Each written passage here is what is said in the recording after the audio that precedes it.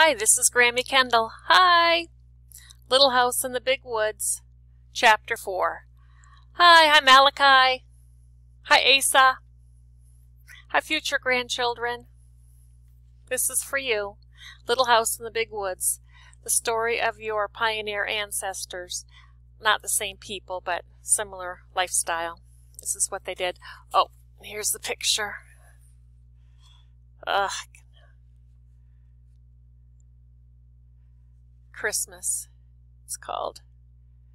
Chapter 4. Christmas. Okay. Christmas was coming.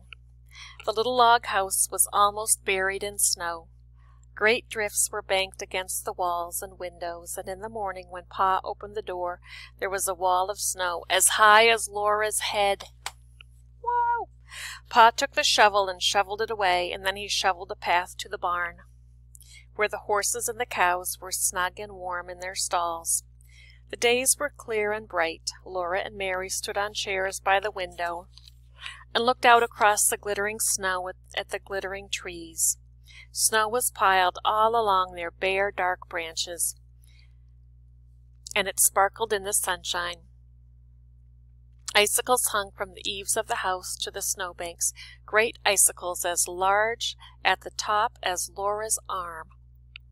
They were like glass and full of sharp lights. Pa's breath hung in the air like smoke when he came along the path from the barn.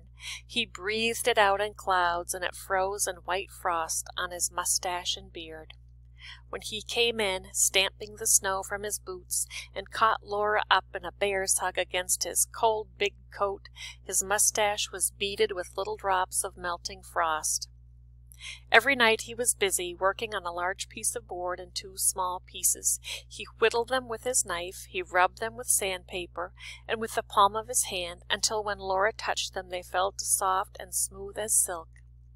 Then with his sharp jackknife he worked at them, cutting the edges of the large one into little peaks and towers, with a large star carved on the very tallest point. I wonder what he's making. He cut the holes in shapes of windows and little stars and crescent moons and circles. All around them he carved tiny leaves and flowers and birds. One of the little boards he shaped in a lovely curve, and around its edges he carved leaves and flowers and stars, and through it he cut crescent moons and curlicues. Around the edges of the smallest board he carved a tiny flowering vine. He made the tiniest shavings, cutting very slowly and carefully, making whatever he thought would be pretty.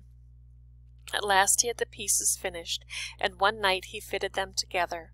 When this was done, the large piece was a beautifully carved back for a smooth little shelf across its middle. The large star was at the very top of it. The curved piece supported the shelf underneath, and it was carved beautifully too, and the little vine ran around the edge of the shelf. Pa had made this bracket for a Christmas present for Ma. He hung it carefully against the log wall between the windows, and Ma stood her little china woman on the shelf. The little china woman had a china bonnet on her head, and china curls hung against her china neck. Her china dress was laced across in front, and she wore a pale pink china apron and little gilt china shoes. She was beautiful, standing on the shelf with flowers and leaves and birds and moons carved all around her, and the large star at the very top. Ma was busy all day long, cooking good things for Christmas. She baked salt-rising bread and rye bread and Swedish crackers and a huge pan of baked beans with salt pork and molasses. She baked vinegar pies and dried apple pies, and filled a big jar with cookies, and she let Laura and Mary lick the cake spoon. Here's a picture of Laura and Mary. They're helping her, I think.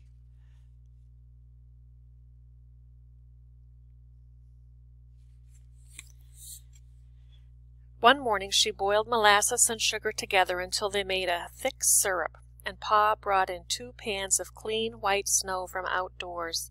Laura and Mary each had a pan, and Pa and Ma showed them how to pour the dark syrup in little streams onto the snow. Oh, that's what they're doing. They're pouring the syrup onto the snow. The snow's in a pan. They must be making candy. We'll find out in a sec. that snow in the pan, and they're pouring the syrup. They made circles and curlicues and squiggledy things, and these hardened at once and were candy. Laura and Mary might eat one piece each, but the rest was saved for Christmas Day. All this was done because Aunt Eliza and Uncle Peter and the cousins, Peter and Alice and Ella, were coming to spend Christmas. The day before Christmas they came. Laura and Mary heard the gay ringing of sleigh bells, growing louder every moment, and then the big bobsled came out of the woods and drove up to the gate. Aunt Eliza and Uncle Peter and the cousins were in it, all covered up, under blankets and robes and buffalo skins. They were wrapped up in so many coats and mufflers and veils and shawls that they looked like big shapeless bundles. When they all came in, the little house was full and running over. Black Susan ran out and hid in the barn, but Jack leaped in circles through the snow, barking as though he would never stop. Now there were cousins to play with. As soon as Aunt Eliza had unwrapped them, Peter and Alice and Ella and Laura and Mary began to run and shout. At last Aunt Eliza told them to be quiet. Then Alice said, "I'll tell you what let's do. Let's make pictures." Alice said they must go outdoors to do it, and Ma thought it was too cold for Laura to play outdoors. But when she saw how disappointed Laura was, she said she might go after all for a little while. She put on Laura's coat and mittens and the warm cape with the hood, and wrapped a muffler around her neck, and let her go. Laura had never had so much fun. All morning she played outdoors in the snow with Alice and Ella and Peter and Mary, making pictures. The way they did it was this. Each one, by herself, climbed up on a stump, and then all at once, holding their arms out wide, they fell off the stumps into the soft, deep snow. They fell flat on their faces. That sounds dangerous. What if there's something sticking up in the snow, or a rock, or a stick? Anyway, that's what they did. They fell off the stumps into the soft, deep snow. But you be careful. Don't be doing dangerous things. Check with your mom or dad before you do something like that. They fell flat on their faces. Then they tried to get up without spoiling the marks they made when they fell. If they did it well, there in the snow were 5 holes, shaped almost exactly like 4 little girls and a boy, arms and legs and all. They called these their pictures.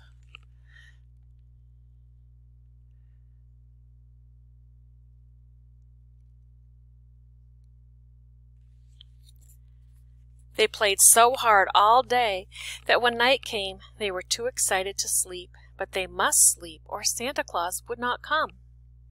So they hung their stockings by the fireplace and said their prayers and went to bed, Alice and Ella and Mary and Laura all in one big bed on the floor. Peter had the trundle bed. Aunt Eliza and Uncle Peter were going to sleep in the big bed, and another bed was made on the attic floor for Pa and Ma. The buffalo robes and all the blankets had been brought in from Uncle Peter's sled, so there were enough covers for everybody. Pa and Ma and Aunt Eliza and Uncle Peter sat by the fire talking, and just as Laura was drifting off to sleep, she heard Uncle Peter say, "Eliza had a narrow squeak the other day while I was away in Lake City. You know Prince, that big dog of mine?" Laura was awake at once. She always liked to hear about dogs. She lay still as a mouse and looked at the firelight flickering on the log walls and listened to Uncle Peter. Here's a picture of Laura. I can never... There.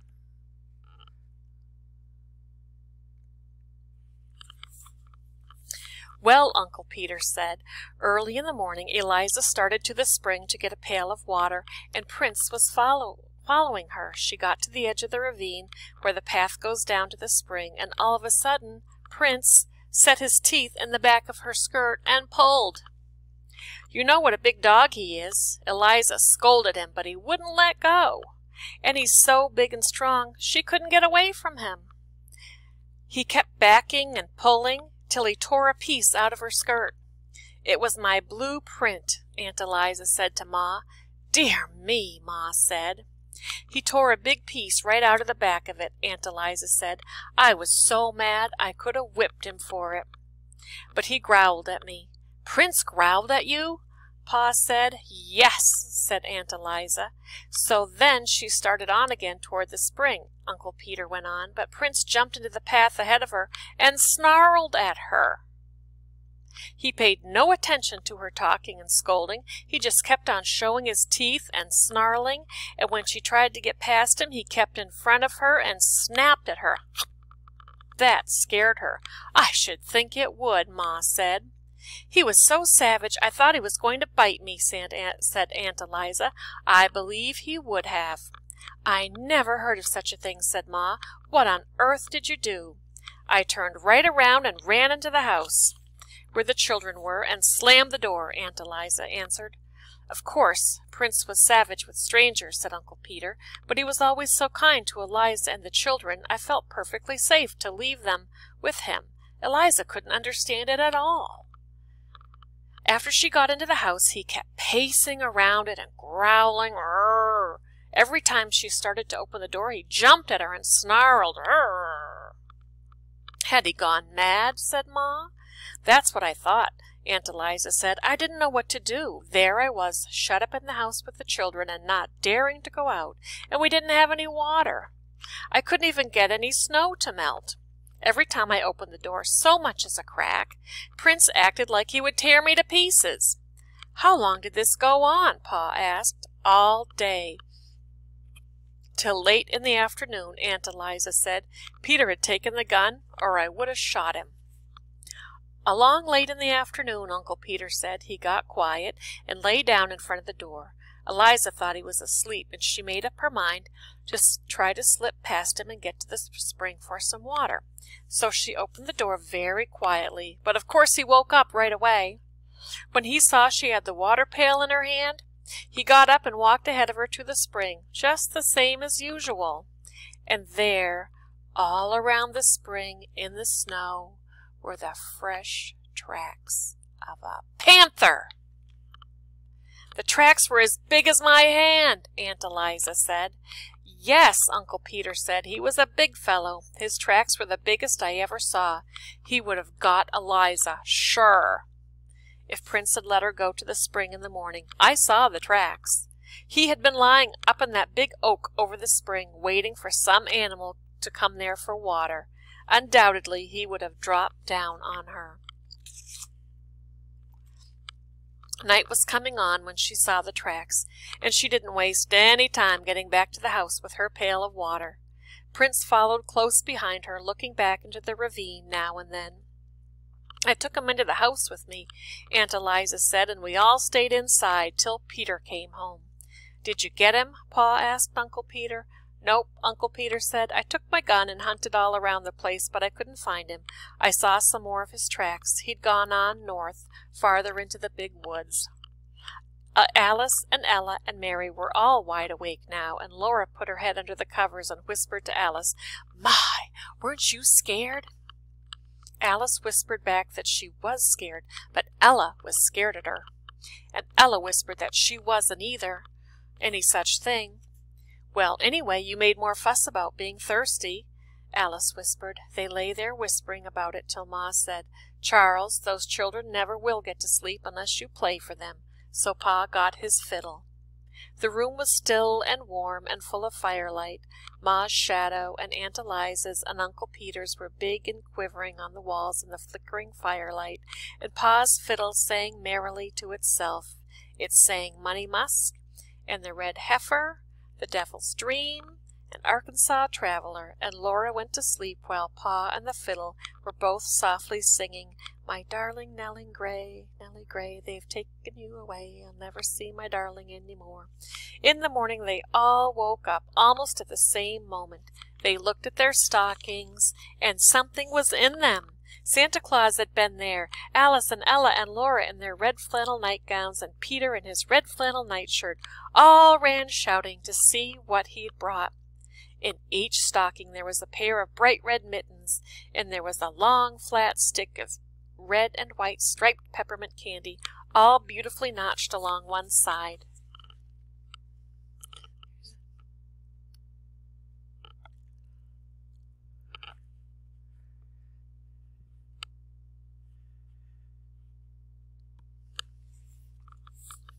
They were all so happy they could hardly speak at first. They just looked with shining eyes at those lovely Christmas presents. But Laura was happiest of them all. Laura had a rag doll. Remember how her doll was just a corn cob? Oh, she's got a real doll now. She was a beautiful doll. She had a face of white cloth with black button eyes. A black pencil had made her eyebrows, and her cheeks and her mouth were red with the ink made from pokeberries. Her hair was black yarn that had been knit and raveled so that it was curly. She had little red flannel stockings and little black cloth gaiters for shoes, and her dress was pretty pink and blue calico. She was so beautiful that Laura couldn't say a word. She just held her tight and forgot everything else. She didn't know that everyone was looking at her until Aunt Eliza said, "Did you ever see such big eyes?" The other girls were not jealous because Laura had mittens and candy and a doll, because Laura was the littlest girl, except baby Carrie and Aunt Eliza's little baby Dolly Varden. The babies were too small for dolls. They were so small they didn't even know about Santa Claus. They just put their fingers in their mouths and wriggled because of all the excitement. Laura sat down on the edge of the bed and held her doll. She loved her red mittens and she loved the candy, but she loved her doll best of all. She named her Charlotte. Then they all looked at each other's mittens and tried on their own, and Peter bit a large piece out of his stick of candy, but Alice and Ella and Mary and Laura licked theirs to make it last longer. "Well, well," Uncle Peter said, "isn't there even one stocking with nothing but a switch in it? My, have you all been such good children?" But they didn't believe that Santa Claus could really have given any of them nothing but a switch. That happened to some children, but it couldn't happen to them. It was so hard to be good all the time, every day, for a whole year. "You mustn't tease the children, Peter," Aunt Eliza said. Ma said, "Laura, aren't you going to let the other girls hold your doll?" She meant little girls must not be selfish. So Laura let Mary take the beautiful doll, and then Alice held her a minute, and then Ella. They smoothed the pretty dress and admired the red flannel stockings and the gaiters and the curly woolen hair. But Laura was glad when at last Charlotte was safe in her arms again. Pa and Uncle Peter each had a pair of new warm mittens knit in little squares of red and white. Ma and Aunt Eliza had made them. Aunt Eliza had brought Ma a large red apple stuck full of cloves. How good it smelled! And it wouldn't spoil, for so many cloves would keep it sound and sweet. Ma gave Aunt Eliza a little needlebook she'd made with bits of silk for covers and soft white flannel leaves into which to stick the needles. The flannel would keep the needles from rusting. They all admired Ma's beautiful bracket, and Aunt Eliza said that Uncle Peter had made one for her, of course, with different carving. Santa Claus had not given them anything at all. Santa Claus did not give grown people presents, but that was not because they hadn't been good. Pa and Ma were good. It was because they were grown up, and grown people must give each other presents. Then all the presents must be laid away for a little while. Peter went out with Pa and Uncle Peter to do chores, and Alice and Ella helped Aunt Eliza make the beds, and Laura and Mary set the table while Ma got breakfast. For breakfast there were pancakes, and Ma made a pancake man for each one of the children. Ma called each one in turn to bring her plate, and each could stand by the stove and watch, while with the spoonful of batter Ma put on the arms and the legs and the head. It was exciting to watch her turn the whole little man over quickly and carefully on a hot griddle. When it was done, she put it smoking hot on the plate. Peter ate the head off his man right away, but Alice and Ella and Mary and Laura ate theirs slowly in little bits, first the arms and the legs and then the middle, saving the head for the last. Today the weather was so cold that they could not play outdoors, but there were the new mittens to admire and the candy to lick, and they all sat on the floor together and looked at pictures in the Bible and pictures of all kinds of animals and birds in Pa's big green book. Laura kept Charlotte in her arms the whole time. And then there was the Christmas dinner. Alice and Ella and Peter and Mary and Laura did not say a word at table, for they knew that children should be seen and not heard. That's old-fashioned. We like to listen to you these days. So speak up. But they did not need to ask for second helpings. Ma and Aunt Eliza kept their plates full and let them eat all the good things they could hold.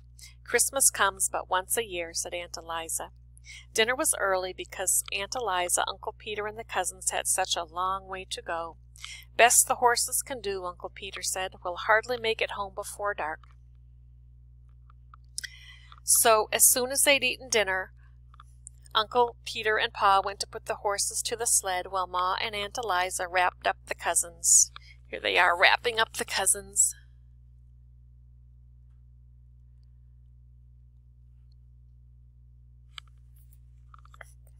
They pulled heavy woolen stockings over the woolen stockings and the shoes they were already wearing. They put on mittens and coats and warm hoods and shawls and wrapped mufflers around their necks and thick woolen veils over their faces. Ma slipped piping hot baked potatoes into their pockets. She put potatoes in their pockets to keep their fingers warm, and Aunt Eliza's flat irons were hot on the stove, ready to put at their feet in the sled. The blankets and the quilts and the buffalo robes were warmed too. So they all got into the big bobsled, cozy and warm, and Pa tucked the last robe well in around them. "Goodbye, goodbye," they called, and off they went, the horses trotting gaily and the sleigh bells ringing. In just a little while the merry sound of the bells was gone, and Christmas was over. But what a happy Christmas it had been. And that is the end of Chapter 4. Next time I'll read you Chapter 5, which is called Sundays. I hope you enjoyed that. I enjoyed reading it to you. Bye!